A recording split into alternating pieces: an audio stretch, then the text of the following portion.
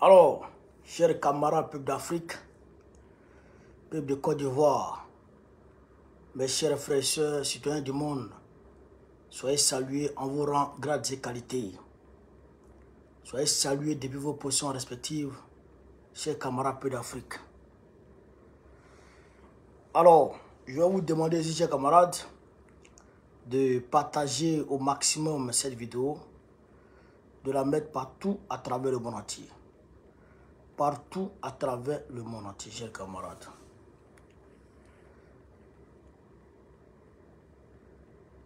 Voilà. Alors, je vais vous laisser vous connecter très rapidement. On a appris aujourd'hui l'affichage, bien entendu, chers camarades peu d'Afrique, de la liste électorale provisoire. La liste électorale provisoire de Coulibaly Kubié et de Dramane Ouattara a été affichée aujourd'hui. On va décortiquer. Mais on a appris aussi une bonne nouvelle, très bonne nouvelle, du côté de l'AES vis-à-vis de la France coloniale, de la France néocoloniale. Les instruments néocolonialistes sont en train de tomber les uns après les autres. On va décortiquer aussi. Alors, je vais vous demander ici de pomper les cœurs, de tapoter partout. Allez, tout le monde, on pompe les cœurs. Tout le monde, on pompe les cœurs. Tout le monde, on pompe les cœurs.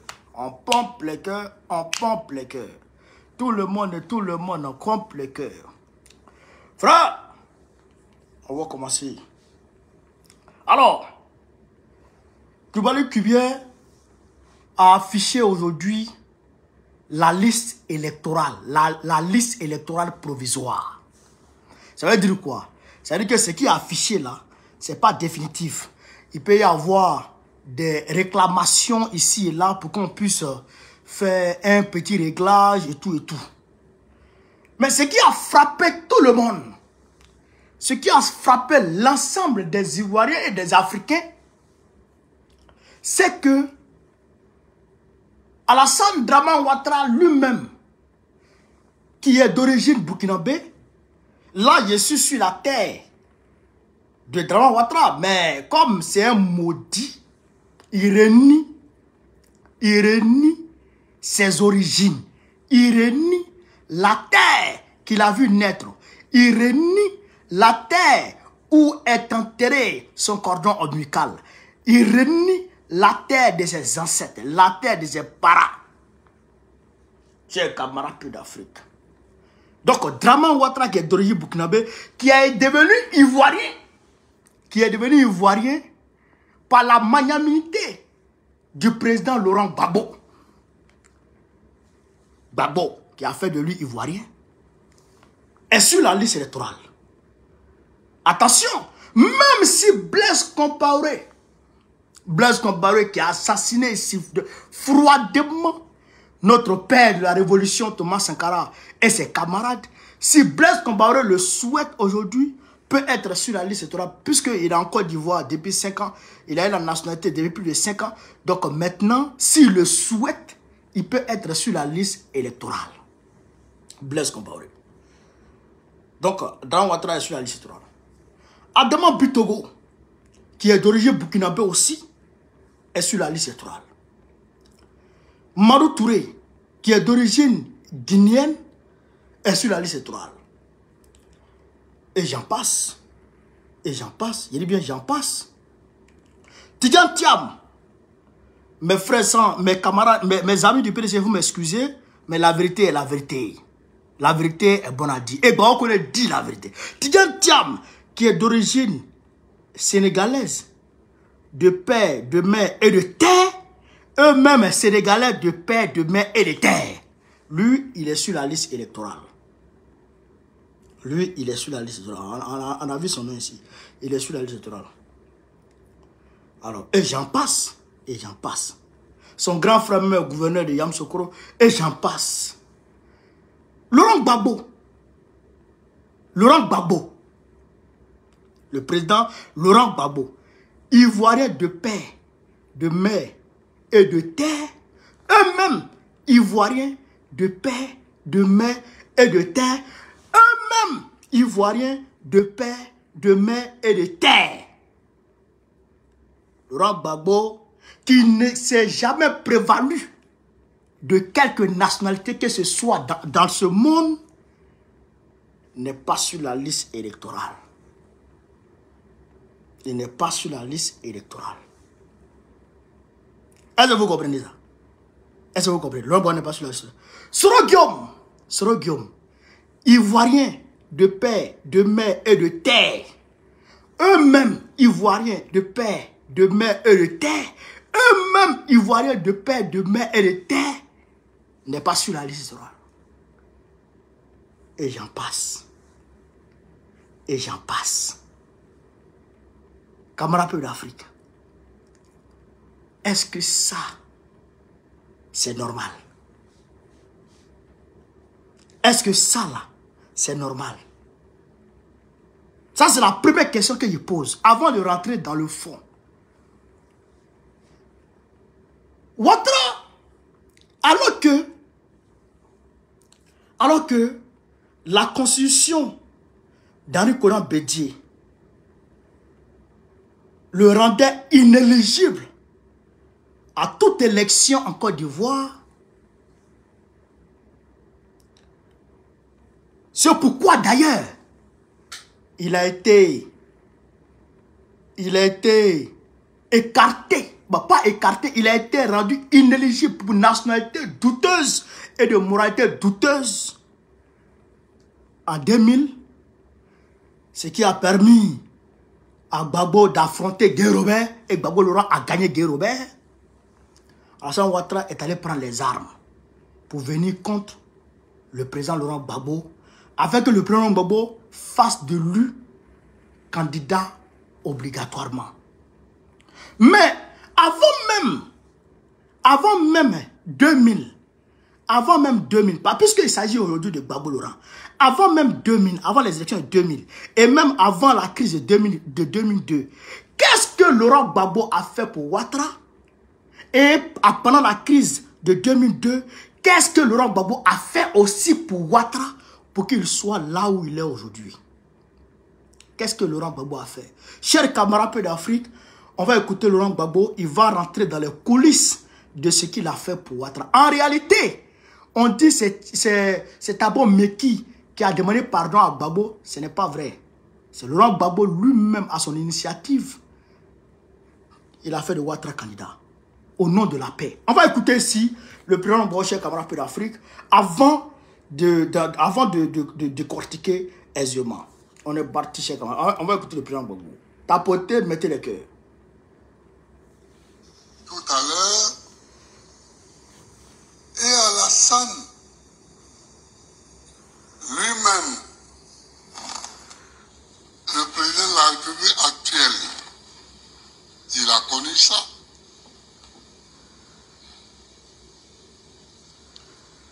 Et pour l'aider, en 1995, je n'ai pas déposé de candidature. Bien que tout mon dossier soit prêt.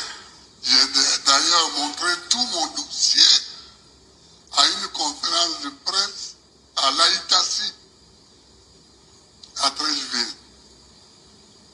Il y avait Fologo qui était assis à côté de moi.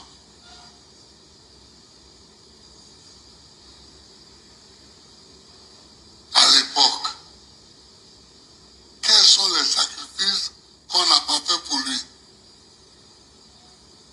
On en a fait beaucoup. On en a fait beaucoup. Déjà, là, le président Gbagbo, il parle des sacrifices qu'il a consentis pour Alassane Ouattara en 1995 déjà. Lors du Front républicain. Lors de la coalition de l'opposition qui a formé le Front républicain. Le sacrifice qu'il a consenti pour Alassane Ouattara. Il a refusé d'aller aux élections de 1995 contre Henri Konan Bédié, parce que Bédié a pris une loi qui écartait Alassane Ouattara, que Laurent Gbagbo considérait à l'époque comme un ami. Est-ce que vous comprenez ça?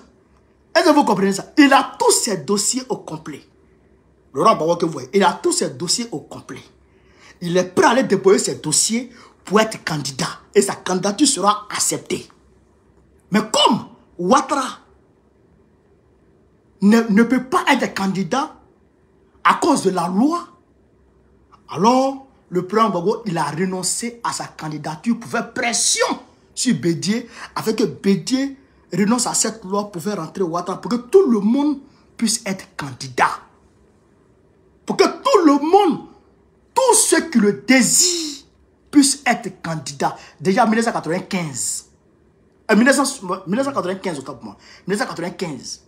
Retenez ça, hein, pour que tout le monde soit candidat, pour que tous ceux qui le désirent soient candidats, leur candidature soit acceptée. Laurent Gbagbo a affronté Bédié. Il a refusé d'aller aux élections.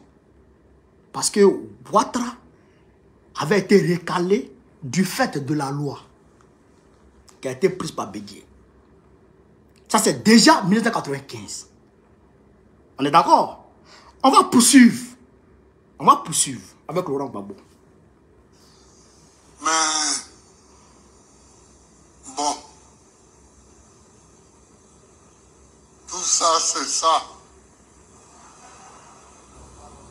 C'est pourquoi on distingue un homme d'un autre homme.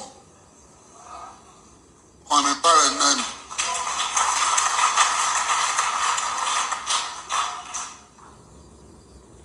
Et à Pretoria, c'est moi Écoutez. qui ai pris l'initiative de dire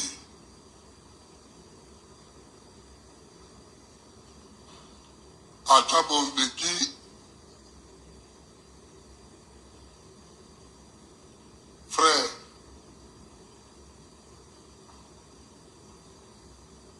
je n'ai pas peur qu'Alassane soit candidat. Donc, et Alassane était là, Bédié était là. Il y avait Alassane, Bédié, Thabo Mbeki. Et j'avais demandé à Alassane de jouer au traducteur, de faire le traducteur. Et donc, j'ai dit, comme j'ai moi aussi mes électeurs, et que mes électeurs ne sont pas pour sa candidature. Écoutez, hein. Si je dis à Abidjan qu'il est candidat, ça va me porter préjudice. Donc, toi, Thabo, écris-moi une lettre où tu me dis que tu penses qu'il serait bon qu'il soit candidat. En m'appuyant sur cette lettre-là, je vais autoriser toutes les candidatures, dont la sienne. Il s'est levé, il m'a embrassé. Il dit c'est bien. Et c'est comme ça. Un petit était là, un petit est décédé maintenant. Et donc, maintenant, mon petit vit encore. Donc, vous avez entendu le président Laurent Gbagbo. Il dit, c'est lui, quand ils sont allés se rencontrer à Pretoria, personne ne lui a mis pression sur lui. C'est lui qui dit, il n'est pas peur de Ouattara à l'élection présidentielle. Je n'ai pas peur de lui. Je n'ai peur de personne. Parce que j'ai confiance en ma popularité. Alors, je vais faire de lui candidat. Mais, comme j'ai mes électeurs qui ne sont pas favorables à sa candidature, si je vais tout de suite pour dire, bon, j'ai décidé que Ouattara soit candidat, je peux me faire harakiri. Je peux me tirer une balle dans les pieds parce que mes électeurs peuvent être fâchés contre moi. Donc, pour éviter ça, Thabo Mbeki, écris-moi une lettre. Envoie-moi cette lettre pour dire, je souhaite que Ouattara soit candidat. Il serait bon que Ouattara soit candidat. Est-ce que vous comprenez? Comme ça, en s'appuyant sur cette lettre, le président Laurent Gbagbo, il fera de tout le monde candidat. C'est pourquoi je vous ai dit de retenir, pour que tout le monde soit candidat en 1995, il a refusé d'aller aux élections. Pour que tous ceux qui souhaitent être candidats, leur candidature soit acceptée. Et que le peuple qui est souverain, lui seul, décide à qui est-ce qu'il va confier sa destinée. C'est ça un vrai démocrate, dans le sens le plus pur. Laurent Gbagbo. Et quand il a dit ça à Ouattara, comme c'est Ouattara qui traduisait, comme il parle anglais un peu, donc quand c'est Ouattara qui traduisait, Ouattara a sauté sur lui. Il dit merci, c'est bien. Il a sauté, il est venu embrasser le président. Et puis il dit merci, c'est bien, c'est bien, c'est bien, c'est bien. Ça, c'est à Pretoria. Et fidèle à ses principes, respectant sa parole, quand Thabo Mbeki a envoyé la lettre, il a dit, bon, je prends au nom de l'article 48, je fais de toi candidat.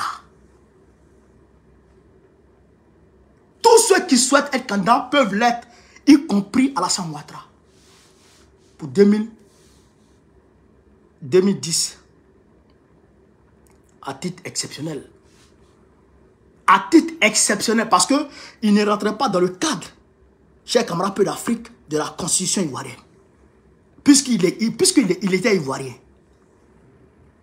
Est-ce que vous comprenez ça?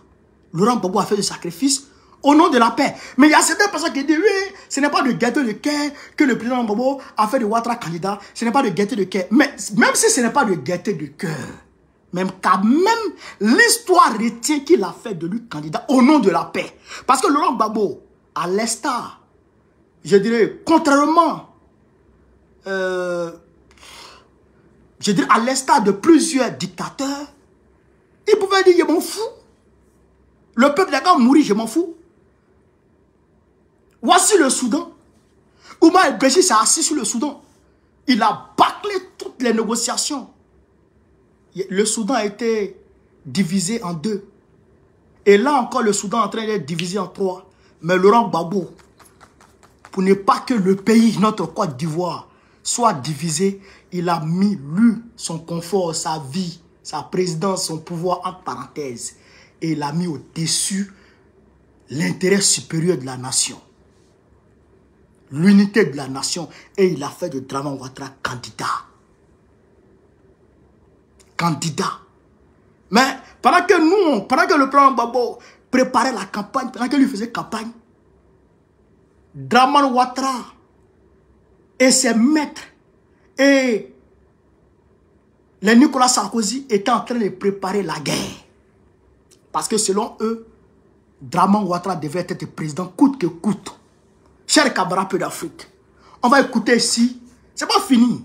Ce que Laurent Gbagbo a fait pour Ouattara là, c'est pas fini. Et on ne pourra pas tout citer. Mais quand même, on va écouter Ouattara lui-même. Ce que Laurent Gbagbo a fait pour lui, il va expliquer un peu. Il va expliquer un peu. Et on va rentrer en profondeur. On va aller décortiquer maintenant le fond du problème, le fond du dossier. Parce que les gens s'appuient sur une chose pour dire oui, à cause de ça, Laurent Gbagbo peut être candidat. Mais on va rentrer dans le fond. On va tout décortiquer aujourd'hui. Bien, s'il est dans la carrière, chers camarades peu d'Afrique. Tapoter, mettez les cœurs. On va écouter sur Ouattara lui-même. Avancer, aller de l'avant, pour bien sûr nous-mêmes, pour les prochaines générations. Je voudrais réitérer mes condoléances à mon frère pour le décès de la maman, Diado Marguerite, et d'Abdourahmane Sangaré. Tous les deux sont partis alors qu'il était absent du territoire. Et je lui ai dit que nous avons une pensée bien sûr pour eux et nous continuons de prier pour qu'ils reposent en paix. D'accord. Attends d'abord. Attends d'abord. Là, il dit que le président Gbagbo a perdu sa maman et le président Gbagbo a perdu son meilleur ami Abdraman Sangaré qui s'occupait de la maman du président Gbagbo et d'ailleurs qui a géré les obsèques de la maman du président Gbagbo, qui a pris la place du président Gbagbo auprès de sa maman et pendant les obsèques de sa maman. Mais attention, quand la mort du président Laurent Gbagbo est décédé, alors que le président Gbagbo à la CPI bénéficiait encore de la présomption d'innocence, c'est-à-dire qu'il était présumé innocent toujours, puisqu'il n'avait pas été condamné et il n'a jamais été condamné. Donc il avait le droit de demander à ce qu'on le conduise auprès de sa maman pour qu'il puisse assister, pour qu'il puisse enterrer dignement sa maman. Il pouvait le faire. Mais Dramane Ouattara l'a refusé. Catégoriquement refusé. Vous avez compris ça? Abdraman Sangaré est décédé. Pareil. Dramane Ouattara a décidé. Il a refusé. Mais on va continuer. On va l'écouter, Dramane lui-même. Qu'est-ce que Gbagbo a fait pour lui? On va l'écouter. C'est très important pour nous tous. Et quand j'ai perdu ma mère, alors que moi j'étais en exil, Laurent Gbagbo a facilité mon retour pour que je puisse participer et prendre en charge les funérailles. Voilà. C'est quelque chose que je ne peux pas oublier. Voilà. Je voudrais donc témoigner à cela et dire que ça a été un moment douloureux, je sais pour toi, et je te réitère toutes mes condoléances. Merci. Nous avons parlé bien sûr de la paix pour notre pays, la nécessité de renforcer la cohésion. Non, attends, vous mentissez. Ton affaire de paix là, je ne suis pas dedans. Vous mentissez. Donc, vous avez entendu. Il était en exil, sa maman disait, sa pseudo-maman. Sa pseudo-maman, c'est pas sa maman, c'est Nabidou Zizi. Il dit sa maman est décédée derrière lui alors qu'il était en exil. Laurent Gbagbo a facilité le retour de Dramane Ouattara en lui donnant un passeport diplomatique. Passeport diplomatique. Vous comprenez ça? Passeport diplomatique conformément à son statut d'ancien premier ministre. Avec l'argent de viagers qui va avec. Ok. Non, c'est-à-dire que quand un homme devient ingrat d'une manière, il faut qu'il clique, quoi. C'est-à-dire qu'il ne faut pas laisser ça à Dieu. Pour Dramane, on ne peut pas laisser ça à Dieu. Hein. Il faut qu'on le gifle. Mais sa tête qui est lisse, André fesse de bébé là, mais il faut qu'on tape dessus un peu. Sinon, il y aura moins. Est-ce que vous comprenez ça? Il était en exil pour chasser. Il a sauté. C'est-à-dire qu'il a sauté la clôture de sa maison, frère. Il a sauté comme ça, frère. Il est tombé sur sa poitrine. Gay. André, c'est qu'André est un singe. Il est tombé sur sa poitrine. Vous voyez qu'il marche dans la... Quand il est tombé sur sa poitrine comme ça, frère, les gens sont de la rue. Frikin. Il a tapé frikin. Il est rentré à l'ambassade de France. Quand il est rentré là-bas comme ça, il est plongé au bureau de l'ambassadeur de France. Wow, il me cherche, Frère, mais quand il est quitté dans ça, il l'a mis dedans.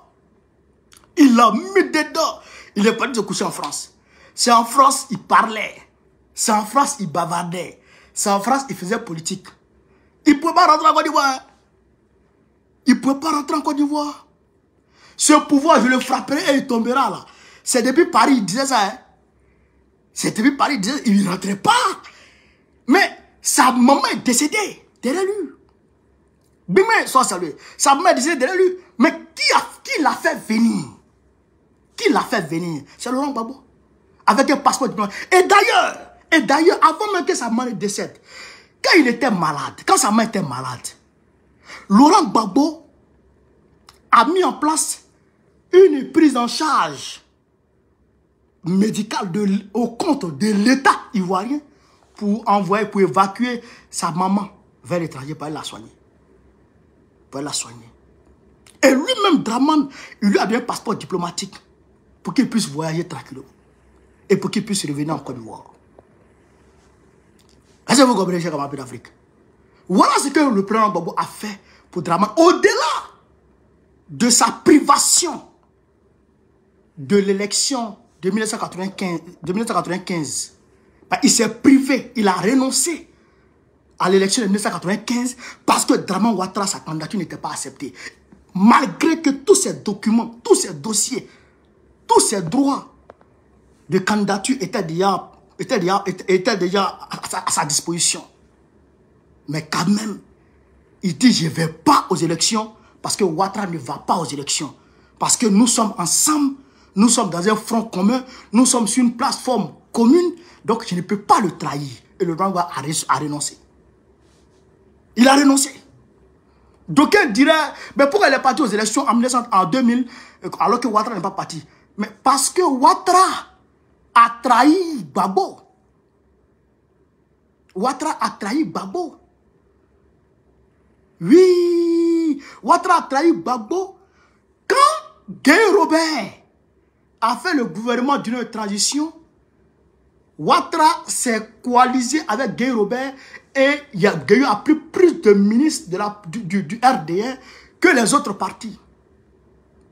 Gueye a pris plus de ministres et d'ailleurs Ouattara il mettait le croc en jambe aux ministres issus du FPI. Donc c'est là que le front républicain a pris un coup. Et à partir du moment où le front républicain a pris un coup, chacun est parti dans son chacun. C'est pourquoi le président Gbagbo est parti aux élections contre Gueye Robert. Voilà la réalité. Il n'a pas trahi. Il ne trahit pas. C'est Ouattara qui trahit tout le monde. Frère, il trahit tout le monde. Il a trahi Barbara, la femme qui lui a donné papier aux États-Unis. Il roulait voiture là. Il roulait taxi. Il roulait des gens là-bas. Aux États-Unis, la femme qui l'a arrangé, la femme qui l'a logé, la femme qui l'a blanchi, la femme qui lui a fait ses enfants. Il a trahi cette femme. D'abord. Pour dire, où je suis là, je ne m'amuse pas d'abord. Je suis venu pour tout gagner, pour trahir tout le monde. Frère, Djenou Kobena qui lui a donné son RDR, il a trahi Djenou Kobena. On ne sait pas comment, on ne sait pas dans quelles conditions le monsieur est mort. Mais trahison de Draman. Frère, ils sont venus au Burkina Faso. Ils ont formé la rébellion. Les IB, les Soro Guillaume, tous ceux-là, aujourd'hui, là, il a tué IB. Il a tué Ouattara. Frère, il a chassé Soro Guillaume. Il a tué Ahmed Barako, Amadou Smaoro, Bon Koulibaly. Frère, mais le gars, il trahit tout le monde. Bédié, il a trahi Bédié. Il a trahi Bédié. La seule personne, la seule entité que Draman n'arrive pas à trahir, c'est la France. Parce qu'il sait que là-bas, s'il a trahi, là, au bas Kliti, s'il a trahi la France, ils vont le gifler, ils vont le botter. Donc, il a peur de les trahir, sinon il a envie de les trahir. Est-ce que vous comprenez ça? Il a envie de les trahir, mais il a peur. C'est la peur qui fait qu'il ne peut pas les trahir. Est-ce que vous comprenez? Donc, Camarade peu d'Afrique, voilà ce que Gbagbo a fait pour Draman Ouattara. Voilà ce qu'il a fait. Et puis Draman Ouattara est aujourd'hui président de la République de Côte d'Ivoire. Mais, aujourd'hui, Laurent Gbagbo, que toi-même tu as pris avec la bénédiction de Nicolas Sarkozy, qui a voulu le vitrifier, et qui, grâce à Dieu, grâce à Ouattara, et je dirais grâce à Ouattara et Soro Guillaume, il a eu la vie sauve. Parce que Katina l'a dit, que Ouattara a dit, que, comment on appelle ça, il ressort qu'en réalité, Ouattara est parti sécuriser le président pour dire, monsieur le président, portez ce gilet, portez ce casque, sinon on veut vous tuer. Ouattara a dit ça. C'est Katina Koné qui a dit ça. Sur, comment on appelle ça, sur Afrique Média. Donc ça, c'est une réalité. Quand Katina parle, c'est des sous-sûrs. Ça, c'est une réalité. Est-ce que vous comprenez ça? Donc, grâce à eux, grâce à Dieu, ils n'ont pas pu le tuer. Et toi, Draman Ouattara, tu l'as pris, tu l'as envoyé à Korogo. Tu as eu le faire asseoir sur une chaise. Le président Gbagbo était assis comme ça, sur une chaise. Il ne pouvait pas dormir, il ne pouvait pas se coucher, il ne pouvait pas se lever, rien. Il est comme ça. Quand les gens arrivent, quand les visiteurs arrivent, on l'envoie dans une salle propre. Quand ils s'en vont, on le met au cachot. Il a souffert, c'est pourquoi il a mal aux pieds. Vous avez entendu Nadi Bama a cassé les papos. Vous avez entendu, il a pleuré. Comment que Ouattara l'a maltraité? Tu as fini de le maltraiter à Korogo. Tu vas aller l'humilier maintenant aux yeux du monde entier. À la Cour pénale internationale pour dire oui, où il s'en va là. Hop, humiliation n'est pas humiliation, il va rester là-bas. Tu as pris l'argent des Ivoiriens pour donner à Fatou Bensouda. Tu as pris l'argent des Ivoiriens pour donner d'abord à Luis Moreno Ocampo. Luis Moreno Ocampo qui a commencé je sais comment appeler l'Afrique, à corrompre tous les agents de la CPI. En plus de cela, Luis Moreno Ocampo est chassé. Fatou Bensouda arrive. Tu prends le mari de Fatou Bensouda, Philippe Bensouda. Tu lui confies tous les contrats de la Côte d'Ivoire. Ce malhonnête, au lieu de mettre des goudrons, mais il verse gravier et il met une noix dessus. Et quand la pluie vient, ça ramasse. Et puis, il n'y a pas de coupable. C'est-à-dire qu'on investit l'argent de la Côte d'Ivoire et la pluie vient tout ramasser. Et que du faux boulot, mais il n'y a personne qui est poursuivi. Déjà, c'est le mari de Fatou Bensouda qui fait ces conneries là. Mais le gars se donne le tout de faire toutes ces conneries là parce qu'en réalité, sa femme est en train de gérer le dossier Gbagbo. Et donc Ouattara dit à Philippe Bensouda, tant que ta femme maintient Gbagbo en prison, mais tu auras tout ce que tu veux en Côte d'Ivoire ici. C'était le deal. Donc, des milliards sont mis à la disposition de Fatou Bensouda et de son mari Philippe Bensouda. Nicolas Sarkozy est téléporté de l'autre côté du Golfe pour aller gérer les biens de la Côte d'Ivoire dans le Golfe. C'est Nicolas Sarkozy qui était l'ambassadeur de la Côte d'Ivoire auprès du Qatar. Frère, mais tout ça pour que Laurent Gbagbo reste là-bas. Mais Laurent Gbagbo a vaincu le tribunal international. Où tu l'as envoyé là, il a vaincu ce tribunal. Et avant que Laurent Gbagbo n'arrive, mais la constitution de 2000, si je m'abuse, mais éliminait Laurent Gbagbo. Éliminer Laurent Gbagbo. Puisque Laurent Gbagbo ne pouvait pas être candidat, puisqu'il avait plus de 75 ans maintenant. Mais Draman a sauté le verrou de 75 ans. Et donc, pour permettre à Bédié et lui-même d'être candidat. Donc, Laurent Gbagbo revient et il rentre dans, comment on appelle ça? Il rentre dans le cadre légal pour être candidat. C'est pas lui, c'est pas Laurent Gbagbo qui a fait de lui-même candidat. C'est pas Laurent Gbagbo qui s'est donné la possibilité ou bien la légitimité d'être candidat. C'est toi, Draman, qui a changé la constitution et du fait de ce changement constitutionnel, de cette modification constitutionnelle, Laurent Gbagbo rentre dans le cadre de tous ceux qui veulent être candidats maintenant. Et comme tu sais ça, tu te dépêches en 2018 pour le condamner, soi-disant qu'il a braqué BCAO, qu'il a volé cafetière, qu'il a volé Seridaga, qu'il a volé l'argent, qu'il avait Kalash. Et Laurent Gbagbo c'est-à-dire que Laurent Gbagbo s'est habillé en Rambo. Et puis il est parti à la BCAO pour aller dire, hein, oh les mains, donnez tout ce que vous avez. Laurent Gbagbo est parti braquer la BCAO. Alors que la BCAO elle-même qui a été braquée n'a pas porté plainte. Et la BCAO elle-même dit, vrai là, en 2010-2011 là, c'est vrai qu'il y a eu crise en Côte d'Ivoire, mais nous là, on n'a pas été braqués. Nous là, on n'a pas été volés. Donc on ne porte pas plainte. Mais Draman Ouattara s'est assis chez lui pour dire non, il faut qu'on condamne Gbagbo parce qu'il a volé. Celui qui a été volé dit je n'ai pas été volé. Mais toi qui es assis à côté, tu dis non, tu as été volé en bris. Frère, habit tu n'as pas porté là. Ta main cherche quoi dans la poche. Frère, habit que pantalon que toi tu n'as pas porté là. Mais pourquoi ça te sert? Chaussures tu n'as pas porté là. Mais dans quel coup ça te sert là-bas? C'est chaussures de la CEDEAO. C'est t-shirt de la CEDEAO. C'est pantalon de la CEDEAO. La CEDEAO dit que moi où je suis là, je suis bien habillé, je suis propre. Non, tu dis non, ta chaussure là te sert. Il faut qu'on trouve une solution. Et donc, tu pars des micmacs, tu fais condamner Laurent Gbagbo à 20 ans de prison. Donc, inéligible pour quelques élections que ce soit. On a vu le jeu.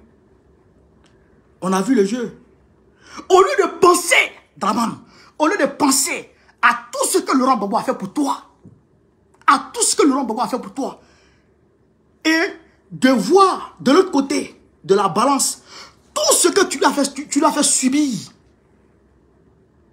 Tout ce que Gbagbo a fait pour toi, tout ce que tu as fait subir à Gbagbo, au lieu de peser ça pour dire vrai là, trop c'est trop. Le monsieur là, il a fait beaucoup pour moi et en retour, je n'ai rien encore fait pour lui. Non seulement je n'ai rien encore fait pour lui, mais je l'ai fait souffrir. Au lieu de penser à ça, et puis te laisser habiter par le bon sens et prendre une décision pour balayer tout, pour faire table rase et aller lui permettre quand même d'aller aux élections, de compétir pour une dernière fois. Tu dis non, Gbagbo là, il ne sera pas candidat. Je ne veux pas qu'il compétisse. Mais Draman, tu es comment? Tu es comment? Tu es comment? Tu es fou? Donc, Laurent Gbagbo, comme c'est quelqu'un, c'est un légaliste, c'est quelqu'un qui ne se laisse pas faire. Il est parti devant la Cour africaine des droits de l'homme et des peuples. Devant la Cour africaine des droits de l'homme et des peuples. Et que dit la Cour africaine des droits de l'homme et des peuples? On va écouter ici le président de la CEI, cher camarade peu d'Afrique, tapoté par la vidéo. On va écouter ici le président de la CEI lui-même. On va l'écouter. Écoutons le président de la CEI, cher camarade. La Cour africaine des droits de l'homme a rendu une décision ordonnant à la commission électorale de réintégrer le président Gbagbo sur la liste électorale. Le protocole se trouve... La Cour africaine des droits de l'homme a pris une décision ordonnant à l'État de Côte d'Ivoire de réinscrire Laurent Gbagbo sur la liste électorale. C'est clair ou pas? C'est clair, non? On va continuer. Dans l'ordonnancement juridique au niveau le plus haut. Parce que, conformément à l'article 123, les accords et traités ont une autorité supérieure à celle des lois dès lors qu'elles sont ratifiées. Donc, il n'y a pas de souci là-dessus. Mais ce dont il est question, c'est l'application de la décision de la Cour qui est l'émanation du protocole. Est-ce que cette disposition peut s'appliquer? Oui, elle peut s'appliquer à condition que l'État prenne des mesures nationales pour domestiquer cette décision qui vient contredire nos normes internes. C'est ce qu'on appelle le droit positif. C'est à l'État donc de le faire. Est-ce que la CEI qui est... Alors c'est là que j'allais conclure pour dire que la CEI, jusqu'à preuve du contraire, n'a pas reçu de la part de l'État toute décision lui enjoignant d'exécuter cette décision. Alors, vous avez compris? Mais il faut qu'on décortique en français terre à terre. Qu'est-ce qu'il dit? Il dit, la Cour africaine des droits de l'homme et des peuples a dit à la Côte d'Ivoire, il faut réinscrire le nom de Gbagbo parce que Gbagbo a saisi la Cour africaine des droits de l'homme. Gbagbo dit, ah, je ne comprends pas, M. Ouattara. Il m'a envoyé à la CPI m'accusant de tous les péchés d'Israël. Mais j'ai gagné. Mais je ne comprends pas. À Abidjan encore, on me juge et on me condamne. Bon, comme on m'a condamné à Abidjan, je m'en vais devant la Cour africaine des droits de l'homme et des peuples, qui est une juridiction supracontinentale, qui transcende, qui, on va dire, qui est au-dessus de la justice ivoirienne. C'est-à-dire que si elle dit, si la Cour africaine des droits de l'homme et des peuples dit, à Ouattara, fais ci, même si en Côte d'Ivoire, la justice dit non, on ne fait pas, Ouattara est obligé d'accepter ce que la Cour africaine des droits de l'homme et des peuples a dit.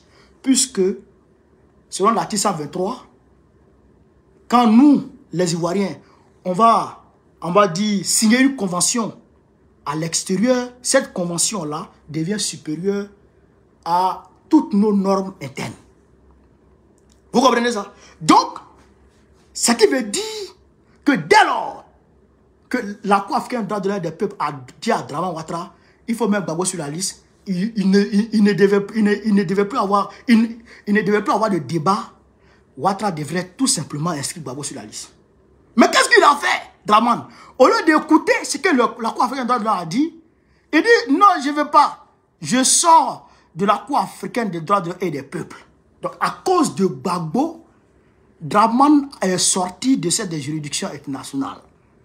Mais, comme la loi est ce qu'elle est, quand la décision est donnée, mon frère, si tu veux, il faut monter, il faut descendre, cette décision, il faut appliquer.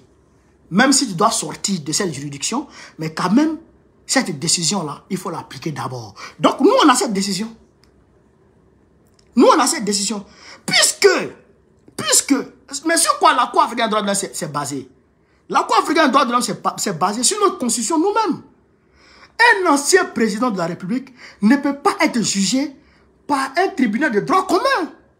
Non! Laurent Gbagbo ne peut pas être jugé comme un voleur de piment au marché.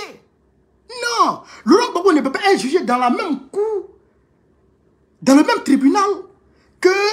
Mais, Adama Bito, bon, je prends un petit voleur comment on appelle ça? Un petit voleur au marché bourreau. C'est pas pareil. C'est pas la même chose. Donc, à partir du moment où vous prenez Laurent Gbagbo pour le faire juger, là où il ne doit pas être jugé déjà, la procédure, comment on appelle ça? La procédure est déjà fausse. Déjà à la base, c'est faux. Donc, à partir du moment où c'est faux, ça ne compte plus. La décision qui découle de cette procédure judiciaire ne compte plus. Ça tombe à l'eau. Est-ce que vous comprenez ça? Donc, à partir du moment, on devrait clore le débat et réinscrire Gbagbo sur la liste électorale. Mais Ouattara n'a pas accepté. Ouattara n'a pas accepté. Vous comprenez? Ouattara n'a pas accepté et il a maintenu Laurent Gbagbo hors de la liste électorale. Et il a maintenu Laurent Gbagbo hors de la liste électorale. Vous comprenez? Il y a eu le dialogue. Et il a pris une loi d'amnistie. Une ordonnance, je dirais, d'amnistie. Parce que son loi et puis ordonnance sur Ouattara ne comprend pas qui est qui. Mais il a pris une ordonnance d'amnistie. Mais quand on dit ordonnance d'amnistie, on n'amnistie pas, on gracie des hommes. Mais on n'amnistie pas les hommes. On amnistie les faits. Vous comprenez? On amnistie les faits. Et quand les faits sont amnistiés, à partir de ce moment, tous ceux qui ont été condamnés à partir de ce fait-là doivent être blanchis. C'est comme au Sénégal. Diomaye Faye, pour que Diomaye Faye soit candidat et Sonko soit éligible aujourd'hui, Macky Sall a pris une loi d'amnistie qui a effacé tous les événements de 2021 jusqu'en 2024. Tout a été effacé. Et donc, quand tout a été effacé, automatiquement, lui-même, ces hommes qui ont commis des exactions, Sonko qui était condamné, Diomaye Faye qui était condamné, et tous ont été totalement blanchis. Donc, comme Diomaye Faye avait déjà déposé une candidature, alors Sonko a pris Diomaye Faye en même temps pour qu'il soit candidat. Mais en Côte d'Ivoire, non seulement les faits ont été amnistiés, mais Ouattara dit, malgré que les faits ont été amnistiés, malgré que tout a été effacé, mais pour Laurent Gbagbo seul n'est pas effacé. Pour Laurent Gbagbo seul n'est pas effacé. Quand il en connaît, qui était le principal, selon leur, comment on appelle ça, leur décision de justice, quand il en connaît qui était le principal braqueur, qui était le chef bandit, lui, il a été blanchi. Akengbo, qui suivait Katina, lui, il a été blanchi. Eux tous ont été blanchis, sauf Laurent Gbagbo, qui était complice, selon leur décision de justice. Chers camarades, peuple d'Afrique.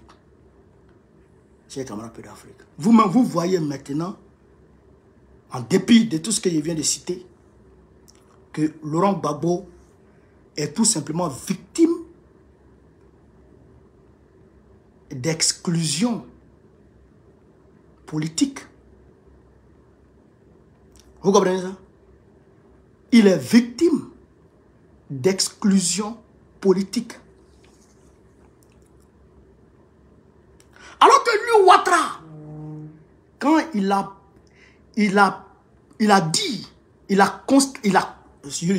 considéré qu'il était exclu politiquement, qu'est-ce qu'il a fait? Dramane, qu'est-ce qu'il a fait? Il est allé manipuler les jeunes Ivoiriens, les faire accompagner par les jeunes, certaines personnes du Burkina Faso, du Mali, de la Guinée, sur la base de leur doctrine religieuse, pour dire, comme je suis musulman, on ne veut pas que je sois candidat. Alors, il est allé faire la guerre aux Ivoiriens pour qu'ils soient candidats.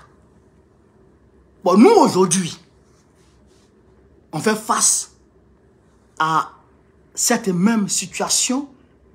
Je ne dirais pas cette même situation, je dirais une situation pire. Puisque toi, Dramane, il était établi clairement que tu n'étais pas ivoirien. Tout était clair, tu n'étais pas ivoirien. Voilà, donc, tu avais tort de dire que tu avais été exclu abusivement. Ça, c'est une réalité. Mais aujourd'hui, Laurent Gbagbo qui est ivoirien, qui est né en Côte d'Ivoire, ses parents sont nés en Côte d'Ivoire, tout le monde est né en Côte d'Ivoire. Tu l'exclus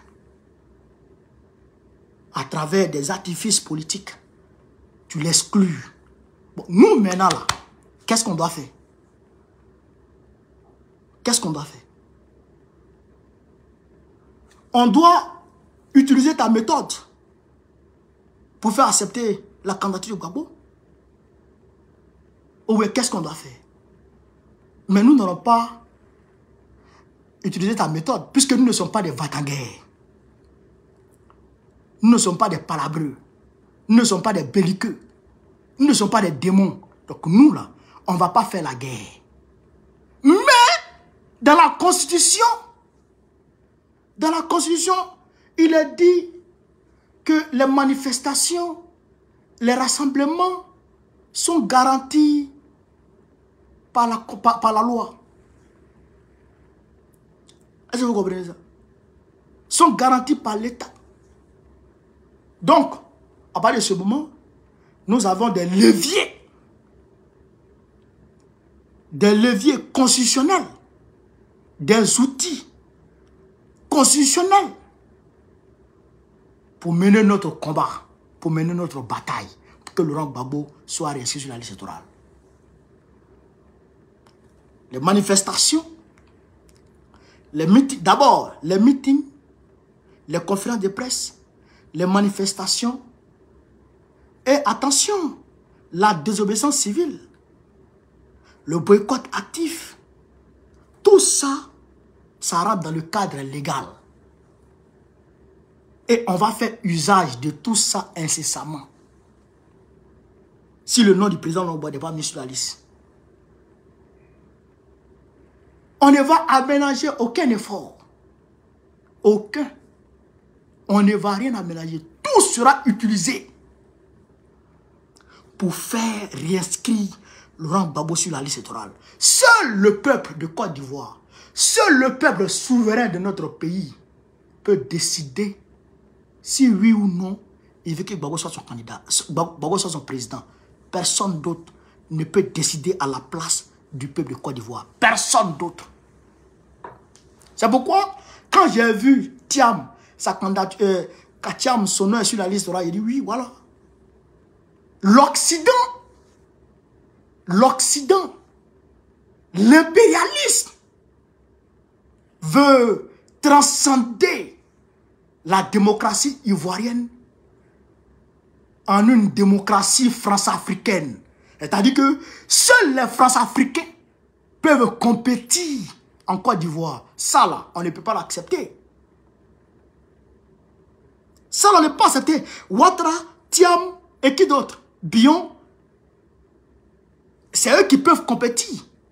C'est eux qui ont le droit de compétir dans notre pays. Gbagbo, Soro Guillaume ne peuvent pas compétir dans notre pays, dans leur propre pays. Ça là, on ne l'acceptera pas.